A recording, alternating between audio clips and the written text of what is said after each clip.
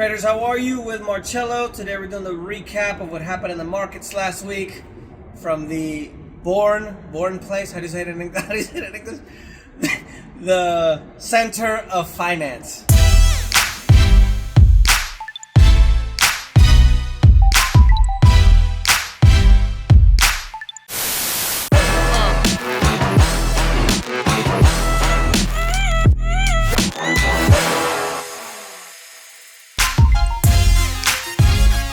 So there were comments by a Fed official on Thursday, and then this was interpreted on Friday after the chairman, Fed Powell from the Central Bank of the United States, said that a lot of analysts now are saying, well, maybe now they're not going to raise interest rates as much. Now, remember that the interest rates are one of the most important things in our economy due to the fact that the United States, which is still the largest economy in the world, is almost 70% consumer spending. Another country, for example, like Germany, which is the fourth largest economy in the world, their consumer spending ranges in between about 50 to 55%. So the expectation now that they're not going to continue raising rates set the markets absolutely blazing. Gold hit an all-time high. Oil did go down a little bit, but stocks across the board generally went up. United States and also Canada, all positive. And on Friday, 42 stocks on the S&P 500 hit 52-week highs, and of those 42, 24 of the stocks hit all-time highs. So now there's a lot of optimism due to the fact that, well, if they're not going to continue raising rates and the recession supposedly is going to finally come next year, which is 2024, that would mean that they're going to start lowering rates, and then that's going to leave the consumer with a little bit of extra cushion, let's say, to go out and spend money. One of the pieces of news this week that I thought was interesting is that your taxpayer dollars in the United States are paying $451 billion with a B. I was going to try to say something funny, but I couldn't put it together. They're paying, your tax dollars are being paid to house and take care of illegal migrants. Now, I don't know how you feel, but there are a lot of people that are suffering out there in the United States. I mean, we still have poverty in the United States, and I wonder why it's better to treat people who aren't from this country better than the people that are from this country that need help. Don't you think? Even, for example, minorities and African Americans, and, why aren't we helping these people with that money instead of, or the situation with Ukraine, there was a budget error with these hundreds of billions of dollars or tens of billions of dollars that went to Ukraine when all those billions would have rebuilt Maui after the fires, right? Another thing I thought was really interesting is in the United States military, there's an IQ test. Everybody's, always doing these tests. And actually, there's a certain percentage of the people that are in the military that they're not smart enough to do anything. They can't have them do anything. And 16% of Americans in the United States have an IQ below 75. So literally 16% of the people in this country, or over 53 million people, aren't smart enough to do anything. So think about that next time you think that you're not doing well. Overseas market news. The European markets are mostly positive. Russia was one of the only negative ones in the group. Latin America mostly mixed. Malays, Argentina, the Merval went down by over 5%. One of the things that was really interesting this week was the fact that Milei now is not going to join the BRICS countries. He said that he's going to not do that, and he's going to try to focus to strengthen relationships with the United States and dollarize the Argentine economy. If you guys don't know, they have something along the lines of triple-digit inflation. They're walking into hyperinflation. And another thing as well is, if you don't know what BRICS is, it's an economic group head, for example, by Russia and China. The full group is Brazil, Russia, India, China, and also South Africa. And what they want to do is they want to be able to create their own currency, their own economic bloc, their own international payment systems. So now, with Argentina being not a huge economy worldwide, but the third largest in Latin America, that might be able to give them some problems if other countries start to pull out as well. Africa and the Middle East, mostly mixed. We have Egypt being the biggest loser there. And then in the far, far east, we have the Hang Seng out of Hong Kong at the most negative of them all at over 4%. Bitcoin and cryptocurrency news. Some of you guys won't know the footballer Cristiano Ronaldo, but it's one of the famous and highest paid footballers in the world. That's not American football. It's, the real football. He's being sued for $1 billion due to promoting Binance. If you guys remember, Binance settled with the U.S. justice system with the illegal things that they were doing, including the CEO. They were laundering money and doing all kinds of things that they shouldn't have. So now Cristiano Ronaldo is getting that lawsuit for promoting them. Binance also is going to delist and stop support for the stablecoin BUSD in December of 2023.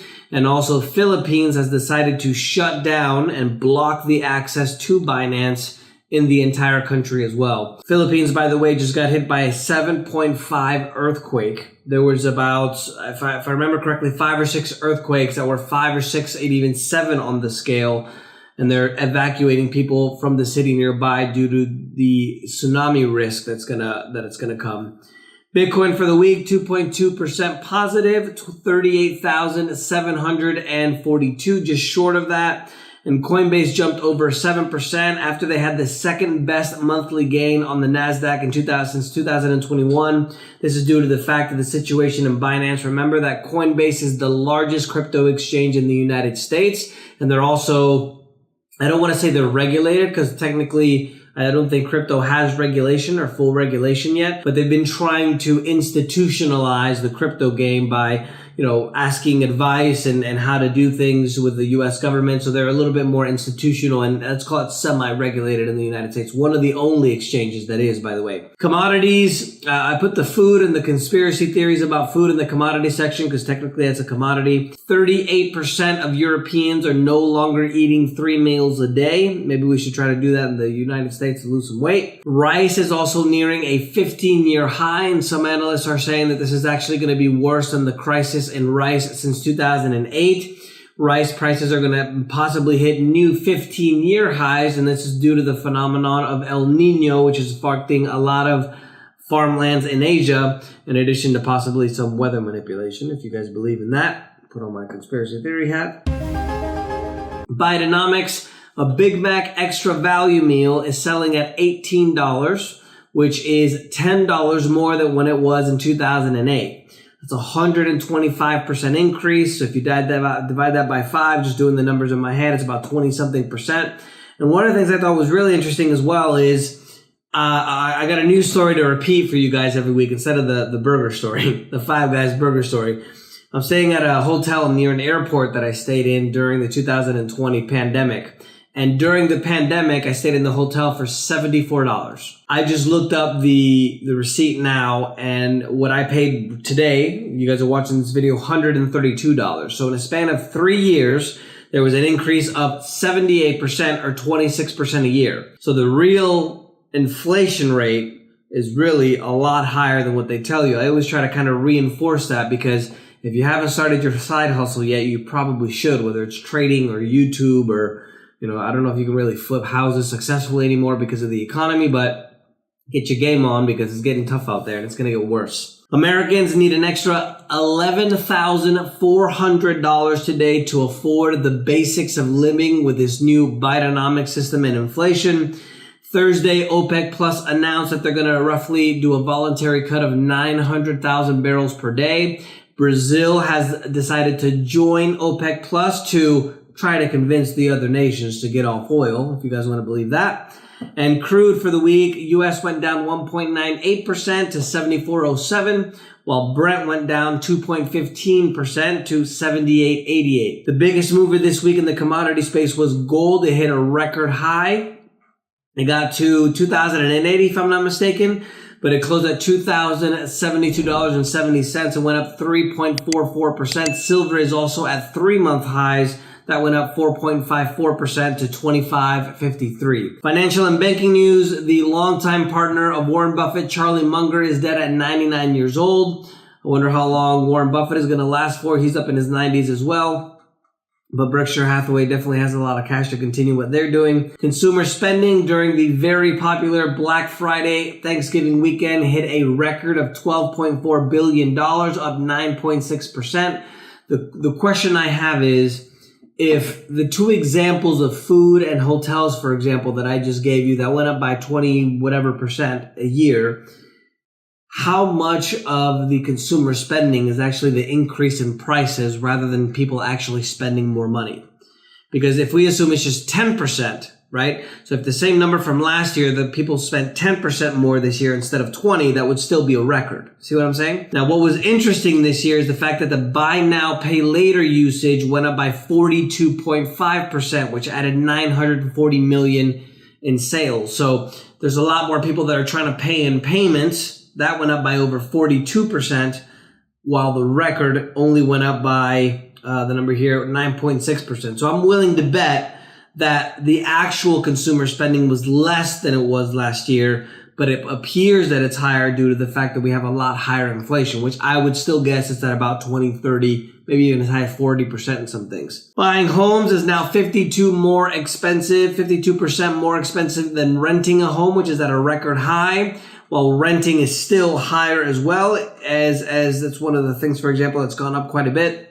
UK housing prices unexpectedly went up by 0.2% in November, even though they're lower than 2% compared to a year ago. And in political news, the UK health security head admits that the use of face masks were never evidence-based. It was a video that he actually did. I thought that was really interesting. And Walmart is suspending all of its advertising dollars on X. I heard a really interesting analysis in regards to what's going on with Elon Musk and Twitter, X. And I think it's probably true.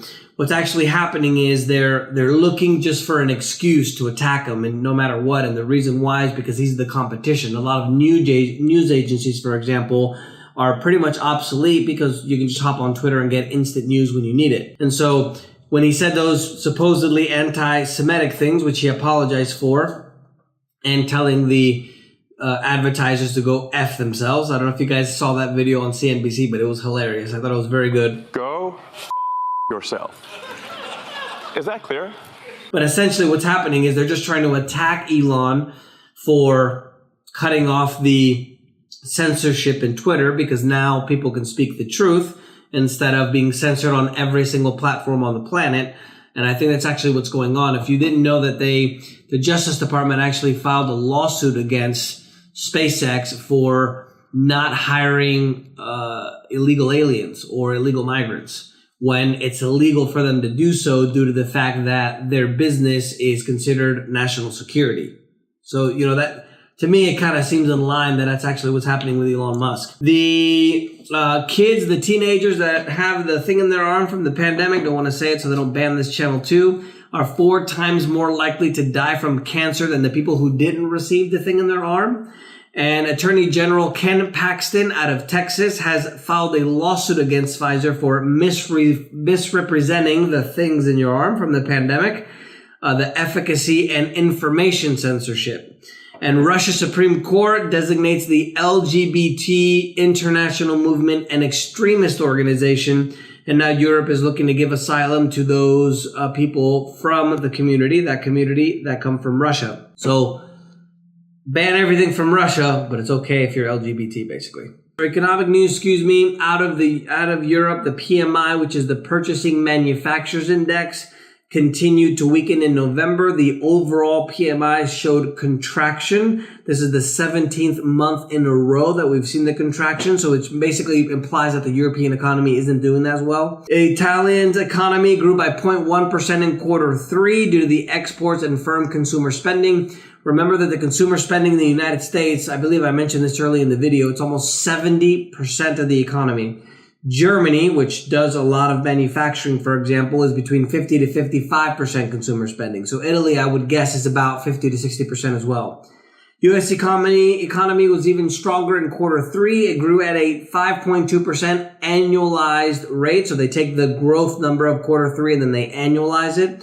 Much better than expected. And due to high borrowing costs, in addition to the elevated inflation, a lot of people are actually noticing how remarkable the U.S. economy actually is. I wouldn't be surprised if the government is actually manipulating those numbers as well to make sure that they win some elections coming next year. And I don't know if you guys heard, there's another pandemic, there's another illness coming out of China just in time for the elections next year. Japan's Facts Act contracted. The factory activity contracted for a 6th straight month in November. This is on a fall for international demand in addition to domestic demand. And the manufacturing sector in China actually went up in November rather than down. So you can see overall, we're kind of getting more pessimistic news or more negative news compared to positive news. In corporate news, Amazon now is the biggest delivery company in the United States, surpassing both UPS and FedEx.